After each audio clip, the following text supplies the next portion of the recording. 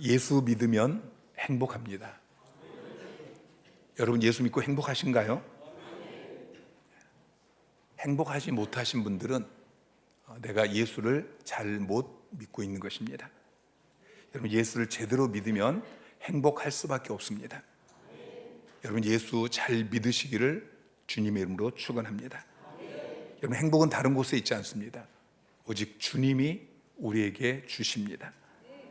김동인의 소설 중에 무지개라는 단편 소설이 있습니다. 어느 날 비가 개고 아름다운 무지개가 떴습니다.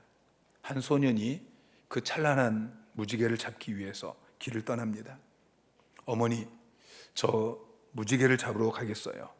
어머니가 이야기하죠. 애야, 무지개는 못 잡는단다. 나도 50년 동안 잡으려고 했지만 결국 못 잡았단다. 어머니, 저는 잡을 수 있어요. 얼른 잡아올게요. 소년은 힘을 다해서 무지개가 떠 있는 숲에 이르렀습니다. 그런데 무지개는 이미 그곳에 있지 않습니다. 더 멀리 저편으로 물러가 있습니다. 소년은 피곤했지만 찬란하게 보이는 그 무지개를 바라보면서 용기를 얻고 힘을 얻고 다시 무지개를 향해서 걸어갑니다.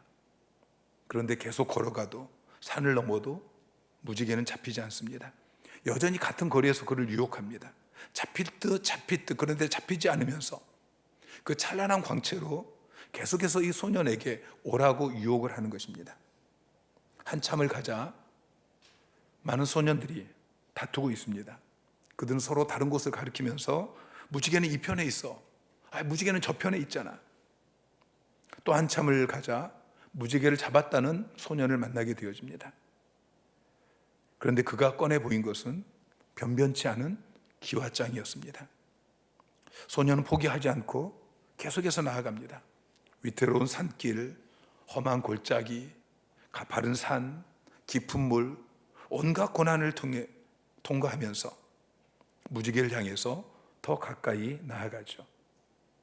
그러나 마침내 이 소년도 더는 한 걸음도 걸을 수 없는 그 상태가 되어집니다. 거기서 소년은 무지개는 도저히 잡지 못할 것임을 처음으로 깨닫고 포기하게 되어집니다. 무지개란 기어이 사람의 손으로는 잡지 못할 것인가. 그때 검었던 머리가 하얗게 되어지고 얼굴에 갑자기 수많은 주름이 생기면서 그 소설은 끝이 납니다.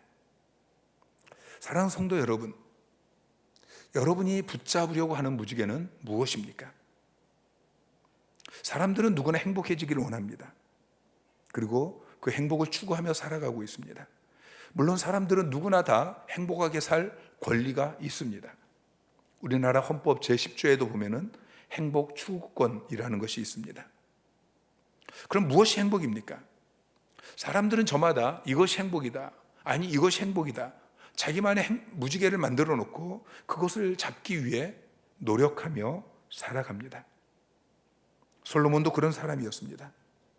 특별히 그는 한 나라의 왕으로서, 특히 부강한 나라의 왕으로서 한두 개의 무지개가 아니고 모든 무지개를 다 만들어 놓고 그 무지개를 잡으려고 애를 썼던 사람입니다. 오늘 우리가 읽은 본문 다음을 보면은 13절부터 18절까지 그가 학문이라는 무지개를 만들어 놓고 그것을 잡으려고 애를 씁니다. 13절에 마음을 다하여 지혜를 써서 하늘 아래에서 행하는 모든 일을 연구하여 살핀즉 이는 괴로운 것이니 하나님이 인생들에게 주사 수고하게 하신 것이라. 학문이라는 무지개를 만들어 놓고 이것을 잡으면 행복할 것이다 라고 생각했는데 그 무지개를 잡고서 고백하는 것이 행복하다라고 고백하는 것이 아니고 괴롭다는 것입니다. 이는 괴로운 것이니. 유치원 몇 년 다니고 초등학교, 중학교, 고등학교 12년을 다니고 그것도 부족해서 대학교 4학년 그렇게 훌쩍 20년을 공부하면서 그것이 무지개인 줄 알고 인류 대학 가면 행복하게 되어질 줄 알고 그래서 하루 종일 잠도 자지 않고 그렇게 공부를 했는데 그때 배운 것들을 지금 돌아보면 수학, 미분, 적분 여러분 그것이 지금 써먹지도 못할 그것을 배우려고 뭘 그렇게 괴롭게 수고했을까? 지금 돌아보면 헛되다고 고백할 수밖에 없습니다. 그래서 이제는 반대쪽으로 눈을 돌려서 쾌락이라는 무지개를 쫓습니다.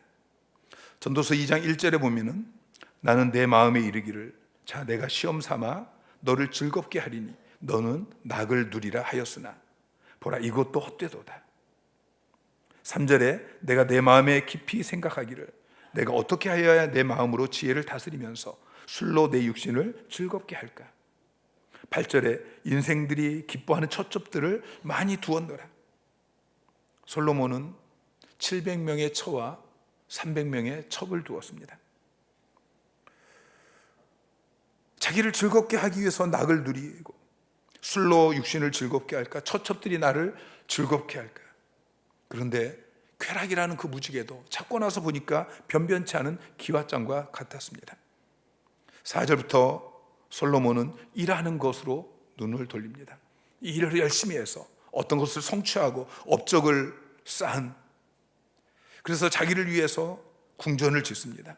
13년에 걸쳐서 어마어마한 궁전을 지었습니다. 도시를 건설하고 산림을 개발하고 농장과 과수원을 개발하고, 그는 왕으로 있던 40년 대부분을 여러 가지 사업에 쏟아 바쳤습니다. 한마디로 일에 미친 사람이었죠. 그런데 궁전을 지으면 행복할 줄 알았는데, 도시를 건설하면 행복할 줄 알았는데, 그가 고백하는 것이 헛되도다. 마지막으로 재물이라는 무지개를 붙잡습니다. 전도서 2장 7절 8절 말씀 시작. 남녀 노비들을 사기도 하였고 나를 위하여 집에서 종들을 낳기도 하였으며 나보다 먼저 예루살렘에 있던 모든 자들보다 내가 소와 양떼의 소유를 더 많이 가졌으며 은금과 왕들이 소유한 보배와 여러 지방의 보배를 나를 위하여 쌓았고.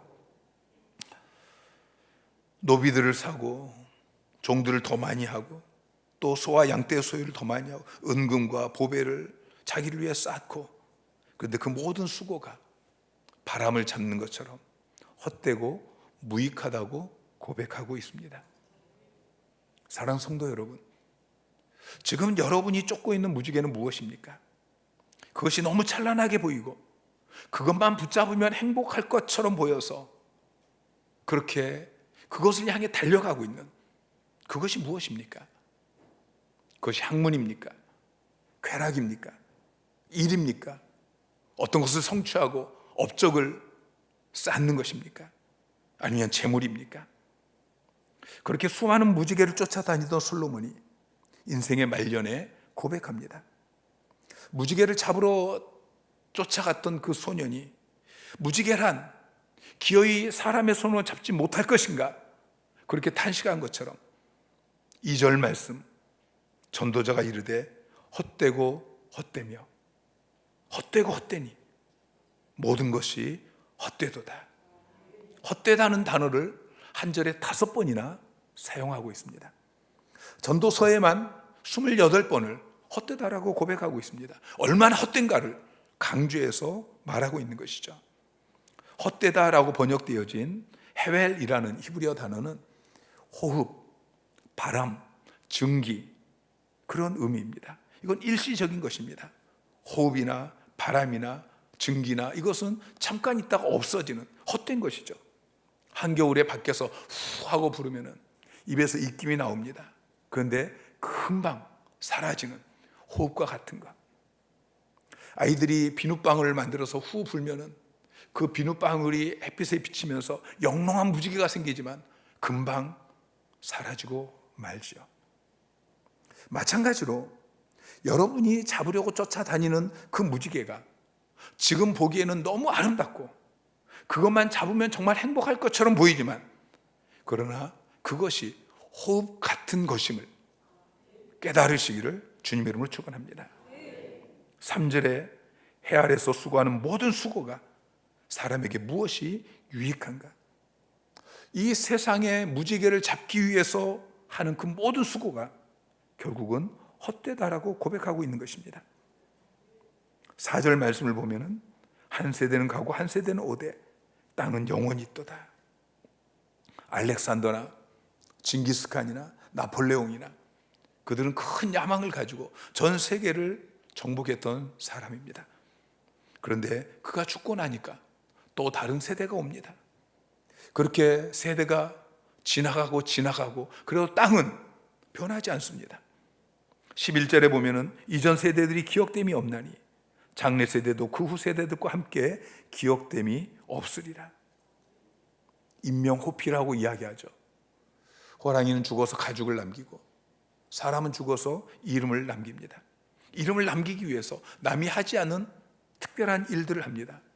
어떤 신기록을 세우기도 하고 건물에 이름을 새기기도 하고 또 관광지에 가서 자기 이름을 낙서해 놓고 오기도 합니다. 여러분, 그런데 이것이 무슨 의미가 있겠습니까? 한 세대가 30년, 40년인데 금방 여러분의 세대가 지나가고 또 다른 세대가 오게 될 것입니다. 땅은 영원히 있고 세상은 변함없이 돌아가겠지만 여러분이 지금 성취하려고 한 그 모든 업적들은 더 이상 기억되지 않을 것입니다. 제임스 dobson이라는 미국의 유명한 목사님이 계시는데 이분이 대학 시절에 테니스 선수였습니다. 그에게는 야망이 있었습니다. 그것은 대학별 경기에서 이 테니스 챔피언이 되어져서 학교 로비에 보면은 진열장이 있지 않습니까? 그 진열장에 자기 이름이 새겨져 있는 트로피를 세워놓는 것이었습니다. 그래서 그의 꿈대로 자기 이름이 새겨진 트로피 몇 개를 그 진열장에 세워놓았습니다. 그런데 몇 년이 지나고 어떤 사람이 그 트로피를 자기에게 소포로 보내줬습니다. 소포에 이런 편지가 동봉해 있었습니다. 내가 쓰레기장 옆을 지나가다 보니까 트로피 하나가 있어서 꺼내 보았더니 당신 이름이 적혀 있어서 아까운 것 같아서 당신에게 보냅니다. 학교가 재건축을 하면서 당신의 트로피를 전부 다 이 쓰레기통에다가 집어넣은 것 같습니다. 이 목사님이 이렇게 말씀하십니다. 얼마간 시간이 지나면 당신의 삶의 모든 트로피는 누군가에 의해서 버려지게 되어질 것이다. 여러분의 모든 수고가 결국 헛되고 잊혀지게 될 것이라는 것을 기억하십시오. 여러분, 우리의 인생이 헛되고 헛된 인생, 잊혀져 버린 인생이 되어서는 안 될 것입니다. 잊혀지지 않는 인생이 있습니다. 여러분, 결코 잊혀지지 않는 인생을 살아가십시오. 저희 교단에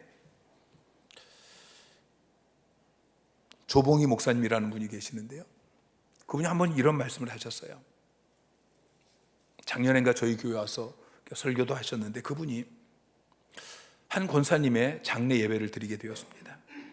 보통의 경우 장례식에서 예배를 드리면 그냥 유족이나 조문객들에게 예수 잘 믿으십시오, 이런 설교 말고는 할 이야기가 별로 없습니다. 그런데 이 권사님의 경우는 그분의 그 훌륭한 신앙생활을 설교하는데 1시간 넘게 마치 이 장례 예배가 부흥회를 드리는 것처럼 그렇게 예배를 드렸어요. 예배가 끝나고 한 장로님이 목사님을 찾아왔습니다. 목사님, 제가 죽어서도 이렇게 은혜로운 장례 예배를 드려주십시오. 목사로서 설교해야 될 자리가 참 많이 있습니다. 그런데 때로는 참 난처한 그런 설교 자리가 있어요. 어떤 분의 장례 예배를 부탁받으면 참 난처합니다. 가서 할 말이 없어요.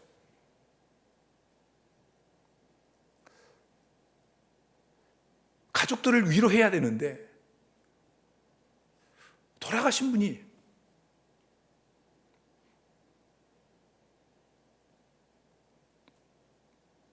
여러분, 지나간 여러분의 삶을 돌아보시기 바랍니다. 여러분의 삶은 가치 있는 삶이었습니까?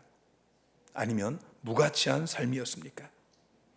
여러분의 장례 예배 때에 목사가 할 말이 있는 삶을 살고 계십니까? 만약 지금 여러분이 이 세상을 떠난다면 여러분의 장례식에서 어떻게 설교가 되어지고 어떻게 예배가 치러지겠습니까? 여러분의 장례 예배가 부흥회가 되기를 소망하십니까? 1장 2절 말씀은 전도서 1장부터 10장까지의 그 모든 내용의 핵심입니다. 전도자가 이르되 헛되고 헛되며 헛되고 헛되니 모든 것이 헛되도다. 솔로몬은 2절에 이렇게 모든 것이 헛되다라고 선언해 놓고, 그리고 1장부터 10장까지 학문을 쫓고 쾌락을 쫓고 일을 쫓고 재물을 쫓고 그런 것들을 무지개로 만들어 놓고 쫓아가는 삶이 헛되다라는 것을 계속해서 말하고 있습니다. 계속해서 헛된 것을 강조하는 목적이 무엇입니까? 세상에는 대안이 없다는 것입니다. 이것이 대안이겠지, 이것이 행복을 주겠지, 이것을 추구하면, 아니, 이것도 그 어느 것도 내가 세상에서 추구하는, 사람들이 추구하는 모든 것들을 다 추구해봤지만 그것이 나에게 행복을 주지 못했다. 그래서 우리가 전도서를 읽다 보면 그럼 도대체 어떻게 하라는 말이냐? 이 세상의 것이 다 헛된 것이면 우리가 더 이상 이 땅에 살아갈 목적이 무엇이냐? 차라리 지금 죽는 것이 낫냐? 그런 답답함 속에서 헛되지 않은 것이 무엇이냐? 도대체 내 인생에서 붙잡아야 될 참된 가치가 무엇이냐? 이 목마름이 생기게 되는 것입니다. 여러분, 인생에 대한 목마름이 있으십니까? 헛되지 않은 삶, 정말 행복한 삶, 참된 가치가 있는 삶에 대해서 여러분 목마름이 있으십니까? 그래서 그것을 찾고 있습니까? 그것을 찾으셨습니까? 그것을 붙잡고 그것을 누리며 살아가고 계십니까? 솔로몬은 죽기 직전에 목말라 있습니다. 그래서 엄밀히 말하면 솔로몬의 인생은 실패한 인생입니다. 언제 목마름을 체험했느냐, 이것이 인생의 성공과 실패를 좌우하는 것입니다. 인생의 목마름은 빠르면 빠를수록 좋습니다. 여러분 모두에게 이 목마름이 있기를 주님의 이름으로 축원합니다. 감사한 것은 전도서가 10장에서 끝나지 않았다는 것입니다. 이 세상이 헛되다 라는 것을 계속 이야기하다가 거기서 끝나지 않고 이제 11장부터 대안을 제시하고 있습니다. 그 대안인 11장, 12장의 결론이 우리가 읽은 12장 13절 말씀입니다. 다시 한번 같이 읽겠습니다. 시작. 일의 결국을 다 들었으니 하나님을 경외하고 그의 명령들을 지킬지어다. 이것이 모든 사람의 본분이니라.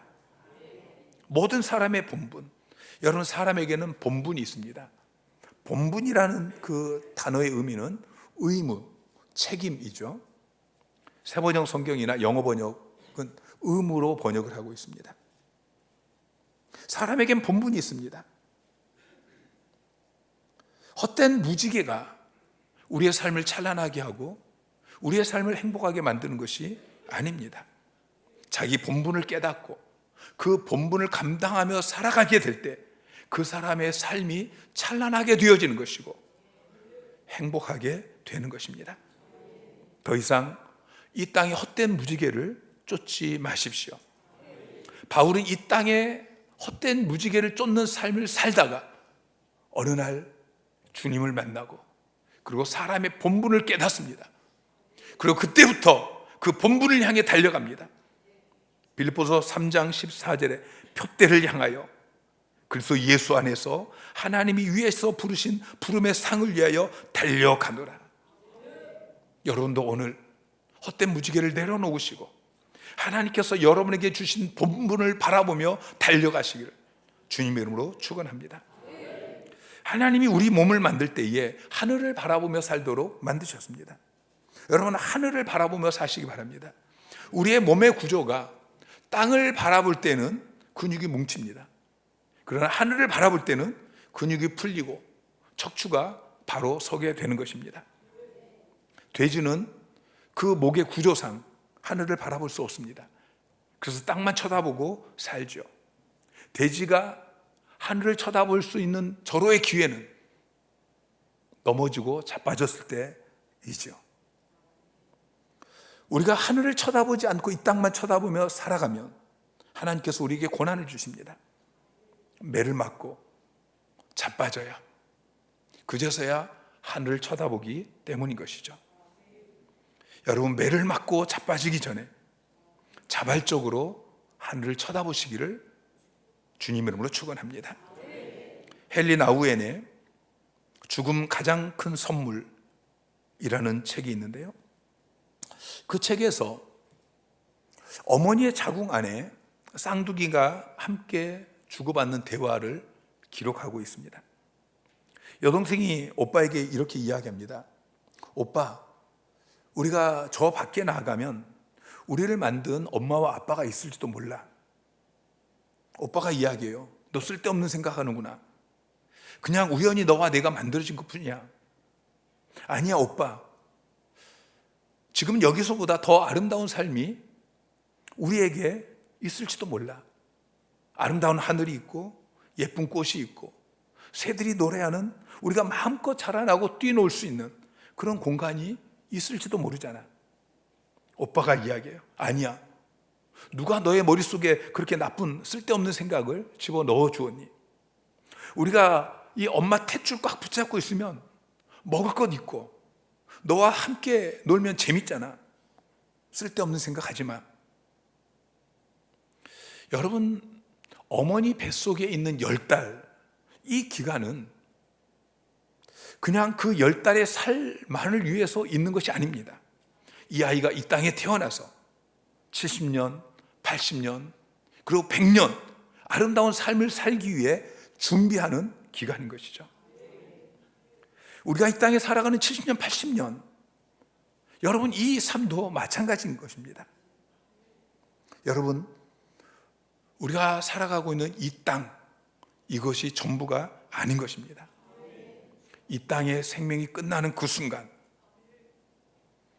우리의 숨이 멈추는 그 순간 펼쳐지게 되어져, 그 아름다운 영원한 삶을 위해서 그 삶을 준비하라고 우리에게 70년, 80년의 이 땅의 삶이 있는 것입니다. 이 땅의 삶을 벗어나서 영원히 살 저 천국을 준비하는 삶을 사는, 그것이 참으로 가치 있는 인생인 것이죠. 지구를 한 바퀴 도는 것이 영원이라고 한다면 우리가 살아가는 70년은 그 한 점에 불과한 것입니다. 태평양 바다 물이 영원이라고 한다면 물 한 방울에 불과한 것이 70년, 80년인 것입니다. 여러분의 시간도, 여러분의 건강도, 여러분의 물질도, 여러분이 하나님이 주신 그 모든 재능도 영원을 위해 투자한 것만 하나님 나라에 남게 되어집니다. 이 땅을 살아가면서 영원히 살아야 될 저 천국의 삶을 준비하는, 가치 있는 삶을 깨닫고 준비하며 살아가게 되시기를 주님 이름으로 축원합니다.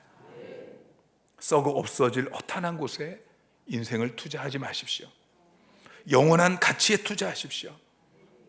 이 땅에 살아가다가 없어질 허무한 구름 같은, 잠깐 내 입에서 나왔다가 사라져버릴 호흡 같은 그런 것들을 붙잡지 마시고 그것을 내려놓으시고 영원한 가치를 붙잡는 여러분 되시기를 주님 이름으로 축원합니다.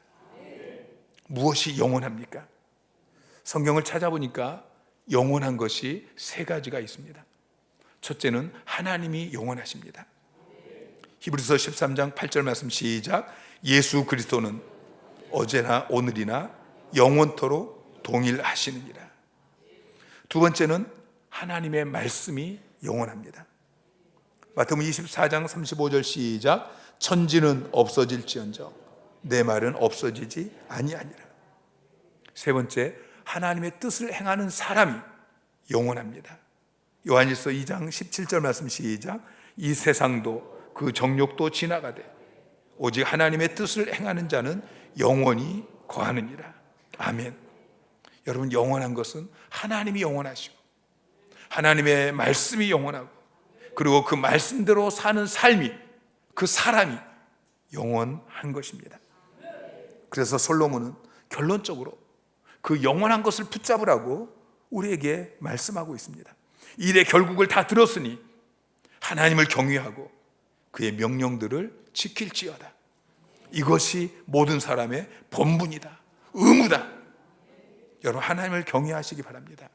경외라는 말은 공경하고 두려워하는 것입니다. 공경은 사랑의 표현이죠. 우리가 부모를 사랑하는 것이 공경으로 표현되어지는 것처럼 하나님을 사랑하는 것이 공경으로 표현되어지는 것입니다. 하나님을 경외하시기 바랍니다. 하나님을 사랑하고 하나님을 두려워하는 삶을 살아가시기 바랍니다. 그래서 하나님의 명령을 지켜 행하시기 바랍니다. 신명기 10장 13절은 이렇게 이야기합니다. 내가 오늘 내 행복을 위하여 내게 명하는 여호와의 명령과 규례를 지킬 것이 아니냐. 여러분, 세상의 헛된 무지개가 여러분을 행복하게 해주는 것이 아닙니다.